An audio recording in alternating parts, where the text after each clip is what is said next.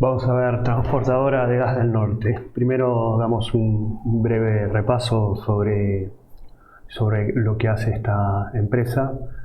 El sistema de gas natural está compuesto de dos gasoductos troncales que conforman una red que recorre 15 provincias argentinas, sobre todo para la parte del norte. Ahora vamos a ver el mapa. Estas reciben gas de las cuencas noreste, neuquina y boliviana, y por extensión se encuentra entre los gasoductos más largos de América del Sur. La dispersión geográfica estratégica en el país y en la región se convierte en el único operador que vincula sus gasoductos a nivel regional con Chile, Brasil, Bolivia y Uruguay. De hecho, hay dos subsidiarias, que una es en Chile, en los Andes, y otra en Brasil. Esta, a ver si las tengo por acá. Son menores, pero bueno, una es Comgas Andina y la otra es Compañía Operadora do Rio Grande do Sul. Bien. Desde el inicio de las operaciones se han realizado inversiones superiores a 1.300 millones de dólares, con nuevas plantas de gas, 217.000 de potencia nueva asignada, 2.600 kilómetros de gasoductos tendidos. Uno es el gasoducto del norte, los dos más importantes, ¿no? Y que tiene 12 plantas compresoras. El gasoducto del oeste tiene 8, pero tiene mayor velocidad o capacidad de transporte.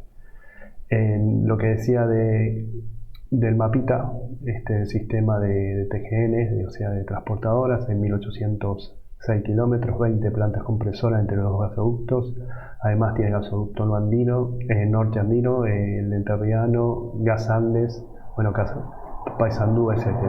Estas son las plantas compresoras y los gasoductos, los gasoductos que hay tanto en el norte como en el este-oeste.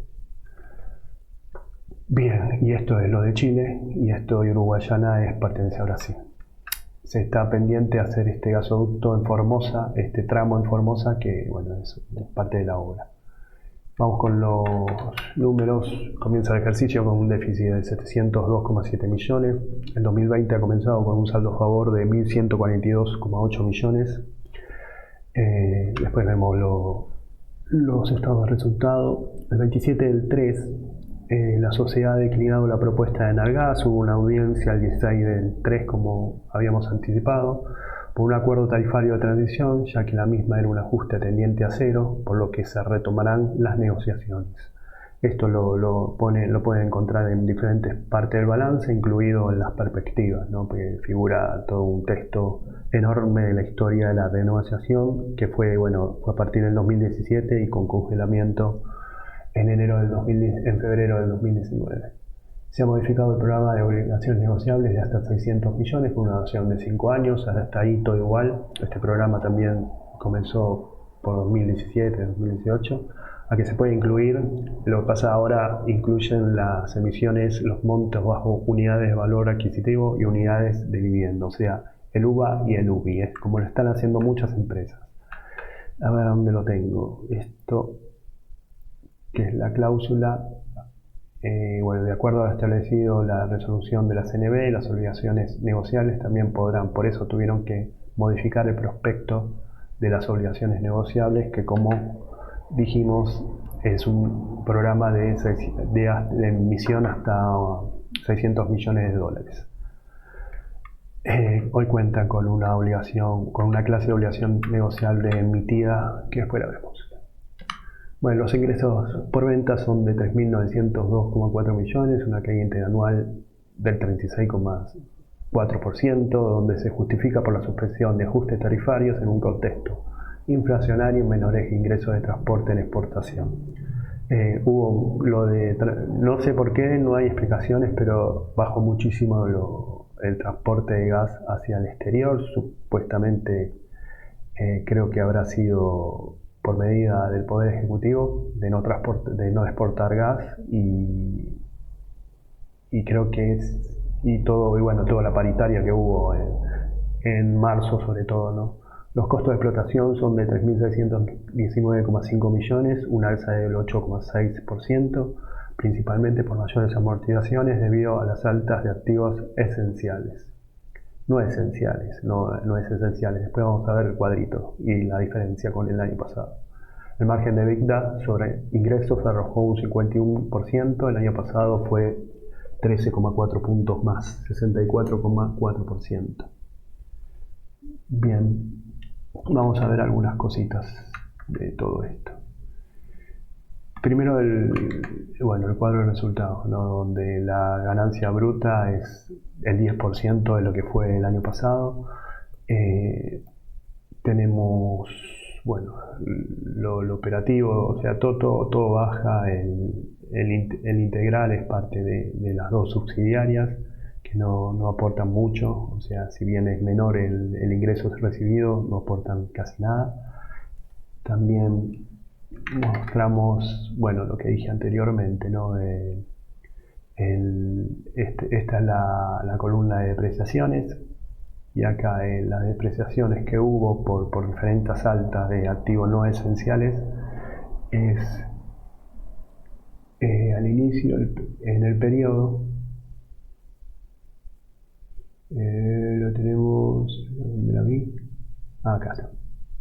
En el periodo 450 millones más que el año pasado por algunas altas de muebles, tanto sea vehículos, equipos y elementos de comunicación, muebles y útiles para recondicionar la empresa, etc. Bien, eso, y maquinarias, equipos y herramientas que también hay una diferencia enorme con el año pasado. Bien, ¿qué más? El margen de EBITDA, donde acá es prácticamente la mitad del año pasado, y este es como es la conciliación del mismo, ¿no? ¿Y qué más teníamos que mostrar acá? Que acá me anoté. Estos son los costos, y como dijimos, lo de la diferencia de amortización, depreciación, como vimos en el cuadrito, es de 405,8 millones. Bien, el 94% de los ingresos provienen del servicio de transporte. Esto es regulado por el Enargas, o sea, ellos te dicen cuándo aumentar o cuándo no, qué hacer, qué inversiones hacer, es todo acordado entre el Estado y Transportadora de Gas del Norte. Por lo que decimos que Transportadora de Gas del Norte es casi toda una empresa pública, ¿no? O sea, a diferencia con Transportadora de Gas del Sur, que tiene gran parte, casi el 40%, no regulado, que es, y algo más, no, creo que el 55%. Lo regulado no, es menos, 30% lo regulado y 70% lo no regulado, porque Transportadora de Gas del Sur se dedica también a vender como es líquidos, fertilizantes y líquidos químicos, ¿no? Que tienen que ver con el petróleo, y aparte tiene intervención en vaca muerta. El resto de servicios, este es solo transporte de gas. El resto de servicios que no es regulado es operación y mantenimiento de cada gasoductos. Esto es un servicio técnico. El volumen de gas transportado en el primer trimestre del 2020 es de 5.074 millones de metros cúbicos, una caída del 9,8%. Gasoducto del norte sube 4,8%. Gasoducto centro-oeste con una caída del 19% por tareas de mantenimiento y por la paritaria en sí, que estuvo parado, ¿no? Todo eso. Y tramos finales también una baja del 15% también por paritaria. Seguimos acá y después vemos esto. Se exporta el 1,9% y baja en el interanual un 79,5%. Esto porque se suspendieron las exportaciones de gas. El transporte firme es el 60,3% del total, con una baja del 2,5%, y el transporte ininterrumpible e intercambio y desplazamiento con una baja del 18,9%. Primero vamos a ver los conceptos de qué es transporte firme y transporte de intercambio y desplazamiento ininterrumpible. El firme, que es el mayor que utiliza Transportadora de Gas del Norte, es un servicio sin interrupciones ni reducciones. El cliente paga por un cargo fijo mensual por la capacidad reservada de transporte. Entonces es como pagamos nosotros el gas. El servicio ininterrumpible, el servicio está sujeto a corte según la capacidad disponible del sistema de transporte. Entonces no es fijo, se abona un cargo variable en función de lo que se transporta. Esto es a pedido, ¿no? Y el intercambio de desplazamiento es un servicio de transporte en sentido contrario al flujo de gas. Es interrumpible de acuerdo al tipo de servicio. Es decir, según el transporte, el flujo del transporte se interrumpe al servicio que se dé parado. Entonces, lo que hago es te corto esto, pero te desplazo para que el otro lo pueda usar. Bien, por eso este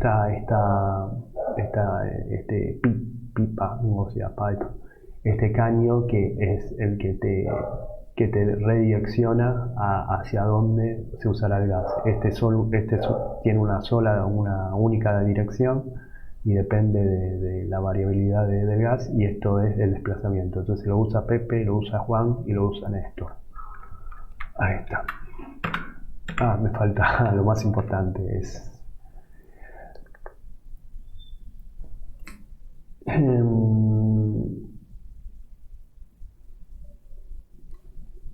bueno, 7. Sí, vamos al otro 7. Perdón por la pérdida de tiempo. Lo que vamos a ver es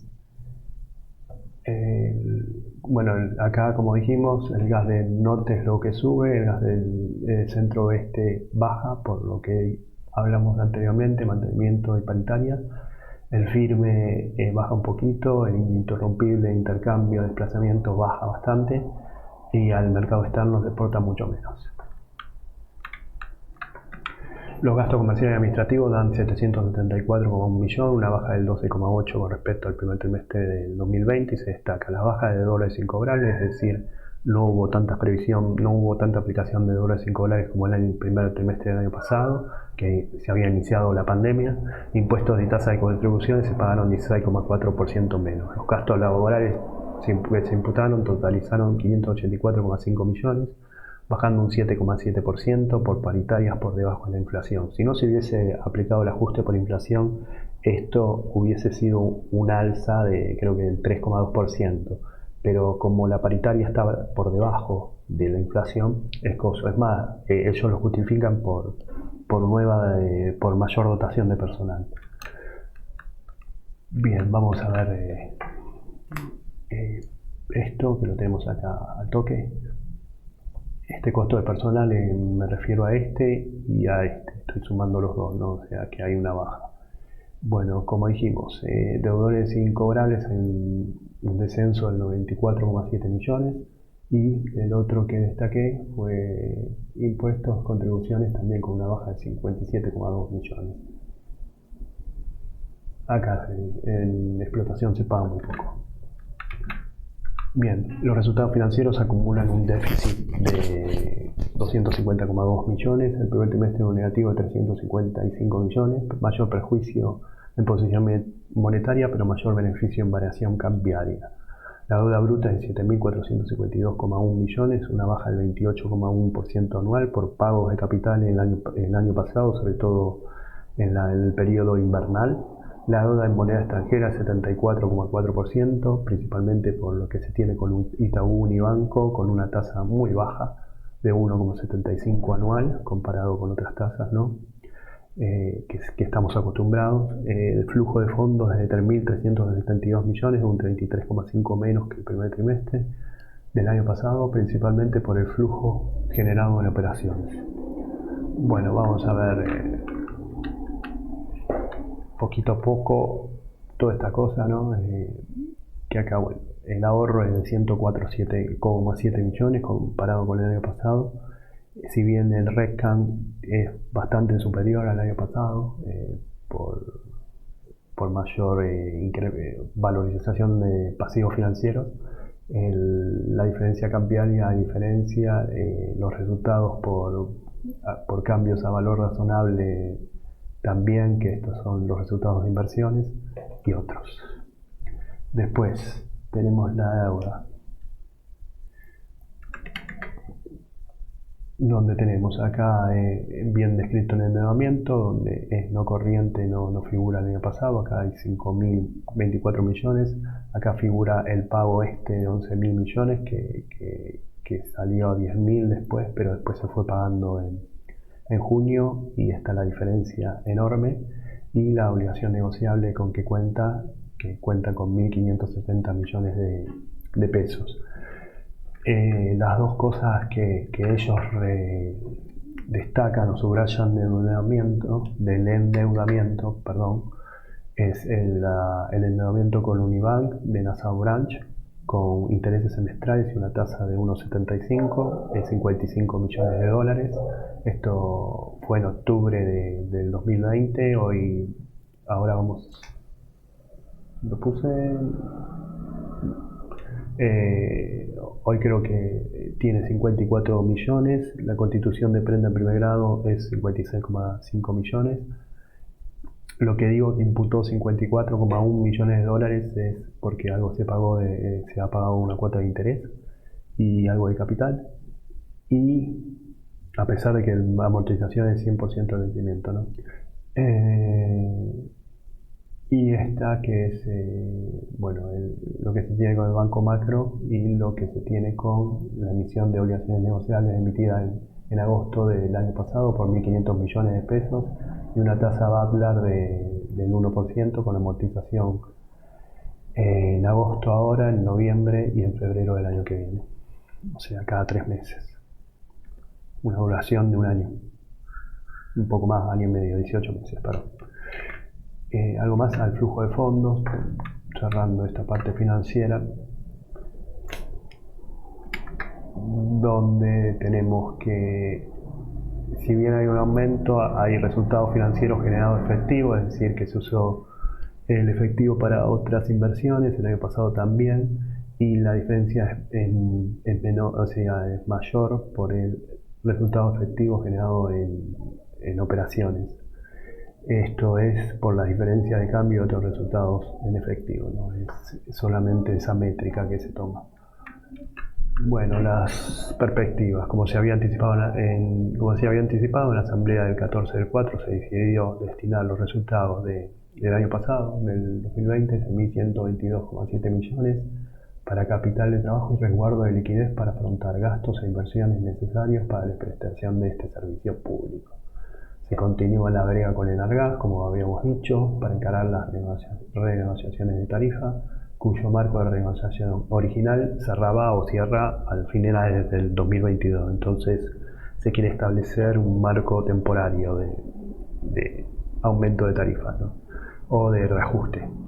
La sociedad no cree que en Interir haya autorizaciones para disponer aumentos transitorios para asegurar la continuidad y la seguridad del servicio. Entonces es bastante pesimista su visión a futuro, ¿no? En este caso, no sé cómo se arreglará después. Siempre se arregla. La sociedad opera en un contexto donde las principales variables principales tienen una fuerte volatilidad, donde el gobierno ha fortalecido medidas de control de cambio, aumentar la presión impositiva y el control de precios, indexar de las jubilaciones, etc. La liquidez sube de 0,8 a 1,67. Esto es por la deuda que se tenía el año pasado, que era mayor. La solvencia 2,27 a 3,09. El valor del libro 139,75. La cotización es más de 100 veces, o sea, más de 100 pesos menos que el valor del libro, 36,3, pero con perspectivas horrendas. La capitalización es de 15.949,3 millones, prácticamente un 10% un 15% de lo que vale Transportadora de Gas del Sur. La pérdida por acción que acumula es de 1,6 pesos y el PER promediado, gracias al resultado rentable o la renta del año pasado, es 10,03. Es todo, gracias.